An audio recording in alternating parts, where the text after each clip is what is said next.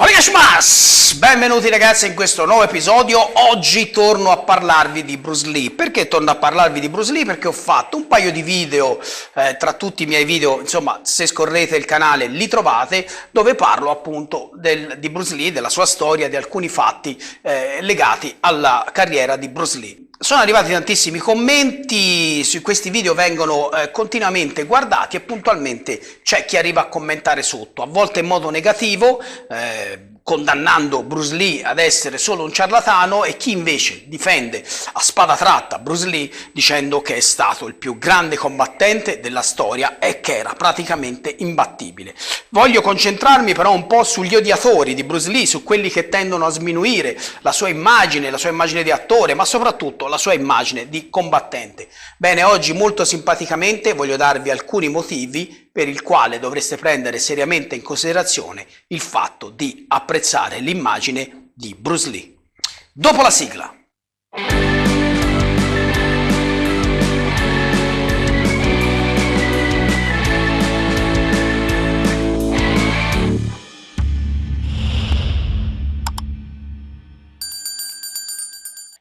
Bene ragazzi, bentornati sul mio canale. Io mi chiamo Lorenzo, sono un maestro di karate, kobudo e jiu-jitsu giapponese. Questo è il mio canale dove ogni venerdì potrai vedere un nuovo video senza mai essere interrotto dalla pubblicità. Il canale infatti non è monetizzato, è totalmente gratuito, non c'è bisogno di sottoscrivere nessun abbonamento, il canale è 100% gratuito, fatto da un amante delle arti marziali per tutti voi, amanti delle arti marziali. Se vuoi aiutarmi a portare avanti questo mio progetto di parlare delle arti marziali nel modo più serio e degno che meritano, puoi farlo semplicemente iscrivendoti al canale, attivando la campanellina per non perdere nessuno dei miei video, lascia like se i video ti sono piaciuti, condividi i miei video, ma soprattutto lasciami un commento perché io leggo e rispondo a tutti i vostri commenti. Ragazzi, partiamo oggi con le motivazioni che voglio dare a tutti gli odiatori di Bruce Lee per apprezzare questo personaggio fino in fondo.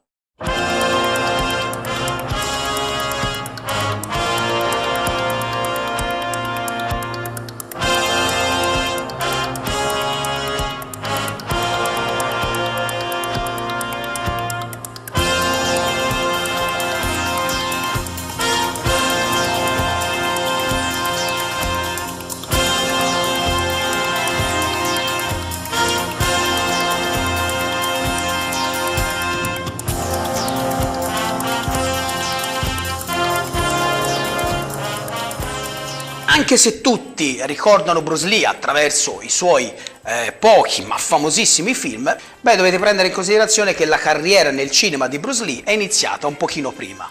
È iniziata nella serie televisiva Green Hornet. Lì infatti fu scelto, dopo una prova di casting che lasciò sbalorditi tutti i produttori della serie, fu scelto appunto per fare l'assistente del protagonista di questa serie TV. Quindi abbiamo un personaggio, possiamo dire, secondario che Bruce Lee interpretava sullo schermo, ma pensate un po', il carisma di Bruce Lee, le poche immagini dedicate a questo personaggio assistente che doveva appunto servire il personaggio principale, risultarono al pubblico talmente d'impatto e talmente carismatico questo personaggio che in breve tempo l'assistente diventò più famoso del personaggio principale. La serie TV, che all'inizio si chiamava Green Hornet appunto come il personaggio principale, fu ribattezzata The Kato Show, ovvero lo spettacolo, lo show di Kato, che era appunto il personaggio interpretato da Bruce Lee. Praticamente Bruce Lee e il suo personaggio Kato erano il motivo per cui le persone continuavano a guardare questa serie. Un altro motivo che voglio darvi per apprezzare l'immagine di Bruce Lee è che durante la sua esistenza Bruce Lee ha ricevuto tantissime volte tantissimi complimenti e apprezzamenti da parte di non solo attori ma anche lottatori professionisti che guardavano a Bruce Lee come un degno praticante di sistemi di combattimento. Chi era del settore e ha avuto la fortuna di incontrare Bruce Lee, anche gli sportivi che praticavano arti marziali o attori che praticavano arti marziali hanno riconosciuto in Bruce Lee un degno praticante e sicuramente un atleta molto preparato sotto quel punto di vista.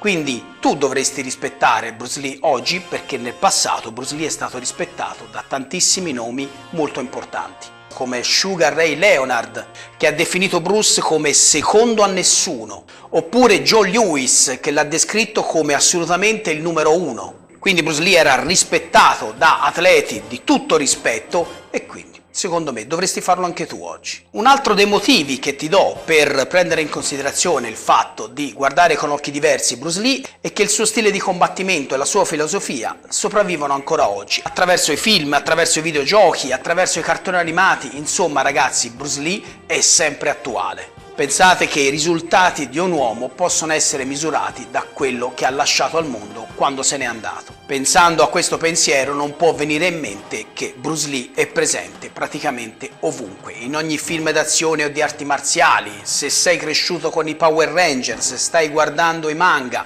se stai giocando a Tekken sulla tua PlayStation, beh, l'immagine di Bruce Lee sarà sempre lì a strizzarti l'occhio.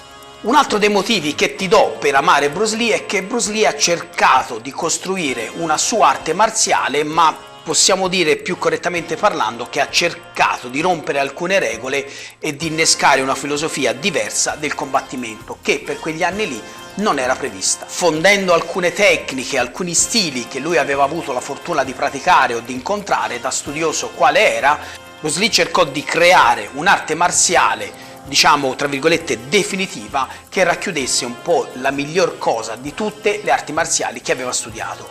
E questo era un valorizzare sia tutte le arti marziali che lui aveva preso in considerazione di diciamo copiare per creare la sua, sia il fatto che appunto volesse portare qualcosa di nuovo, qualcosa di studiato un po' più approfonditamente, per portare avanti una filosofia marziale che fino a quel momento era rimasta un po' troppo ferma negli anni. Ecco un altro motivo per cui dovreste rispettare Bruce Lee è il fatto che in vita innegabilmente ha fatto alcune prove dove ha dimostrato semplicemente che lui poteva fare alcune cose. Attenzione, non sto dicendo che le cose che Bruce Lee ha fatto e che ora vi elencherò riusciva a farle solo lui, ma è stato il primo a portarle, è stato il primo a mettersi in discussione, è stato il primo a far nascere queste tecniche che poi identificavano immediatamente che solo Bruce Lee poteva fare questa cosa.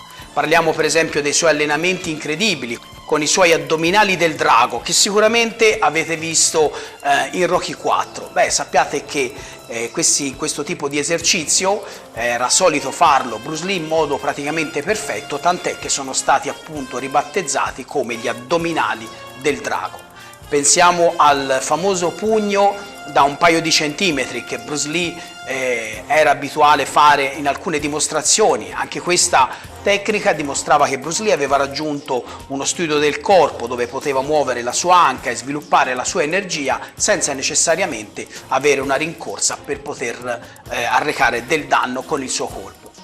Un piccolo esercizio di abilità che Bruce Lee faceva per dimostrare la sua velocità era quella di riuscire da una distanza considerevole a prendere una moneta che stava nel palmo di chi gli stava davanti. Erano tutti piccoli esercizi di velocità e di abilità che Bruce Lee studiava attraverso i suoi allenamenti e che poi in pubblico, magari riportando queste cose, faceva sembrare che avesse una velocità o delle potenzialità incredibili, ma ragazzi si trattava solo di preparazione e di allenamento. Dovresti rispettare Bruce Lee perché era una persona che si allenava costantemente e si preparava costantemente. Infatti arriviamo a un altro dei motivi che ti do per rispettare Bruce Lee, è il fatto che Bruce Lee non si è mai fermato nella sua vita, ha iniziato a studiare le arti marziali e non si è mai fermato. Ha continuato a tenere un'incredibile forma fisica adatta all'arte marziale che lui voleva praticare. Possiamo dire che era comunque un atleta vero e proprio 24 ore su 24. Naturalmente era una persona normale, aveva delle debolezze come tutti, ma fino alla fine, anche quando è diventato un attore famoso, non si è fermato per godersi la sua carriera di attore, ma contemporaneamente ha sempre continuato ad allenarsi. Uno degli ultimi motivi per cui dovresti prendere in considerazione, se non lo stai già facendo, di rispettare la figura di Bruce Lee è il fatto che lui ha dato importanza alla cultura cinese quando i cinesi invece importanza non ne avevano. Bruce Lee ha rotto questi schemi, è riuscito a diventare una delle persone più famose, non essendo americano, anche se poi in realtà era nato in America, ma comunque Bruce Lee alla fine possiamo dire che era un cinese. Questo lo vediamo anche in un famoso film di Bruce Lee, dove al cinema sta guardando un film dove un asiatico viene rappresentato appunto come un idiota che ride e parla in modo non chiaro. Bruce Lee, sdegnato, si alza e se ne va in questa scena perché appunto quella è l'immagine che viene presentata. Così nella vita reale Bruce Lee è riuscito a trasformare l'immagine che veniva stereotipata del solito asiatico un po' stupido, con gli occhi mezzi chiusi, che parla in modo insulso, in un personaggio totalmente diverso da rispettare. Quindi mi rivolgo a tutti voi che cercate sempre un po' di sminuire l'immagine di Bruce Lee, cercate un po' di ampliare la vostra visione e cercate di apprezzare il personaggio che Bruce ha regalato al mondo e anche la sua persona da studioso di arti marziali. Cercate di apprezzare tutto quello che ha cercato di fare nella sua purtroppo breve esistenza. Bene ragazzi, il video finisce qui, spero che questo argomento vi sia piaciuto.